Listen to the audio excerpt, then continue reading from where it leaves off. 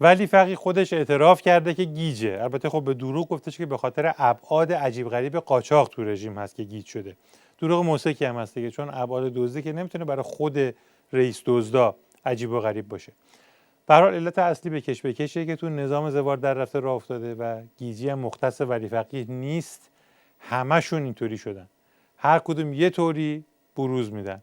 روباه بنفش، شیخ فری روحانی افتاده به دروغ‌های بالادست احمدی نژاد، یعنی با وقاحت احمدی نژادی تر از خود احمدی نژاد.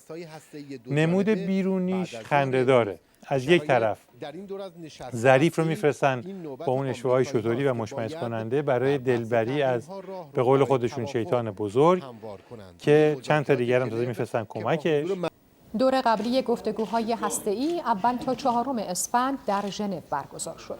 در این دور از گفتگوها علاوه بر وزیران امور خارجه ایران و آمریکا و معاونان آنها، رئیس سازمان انرژی اتمی ایران و وزیر انرژی، اما در همون حال که دیده بوسی میکنه و نیشش خارج از ابعاد متعارف و فراتر از بناگوش باز شده، تو تهران برای خر کردن بسیجی‌ها جایزه مرگ بر آمریکا را میندازن و سرود شماره 2 رو هم پرده برداری میکنن.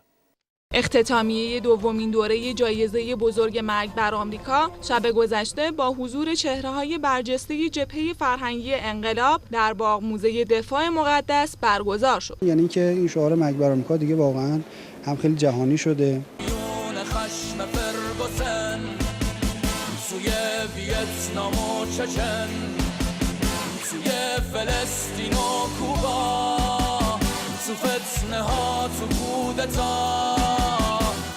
در شب گذشته همچنین خواننده مرگ بر آمریکا از تازه ترین سرود خود با موضوع مرگ مساوی آمریکا هم رونمایی کرد. حالا وضعیت بسیجی‌های فلک زده رو تصور بکنین که هنوز هیچی نشده، گیج بودن. الان دیگه فکر کنم از مدار خارج بشن.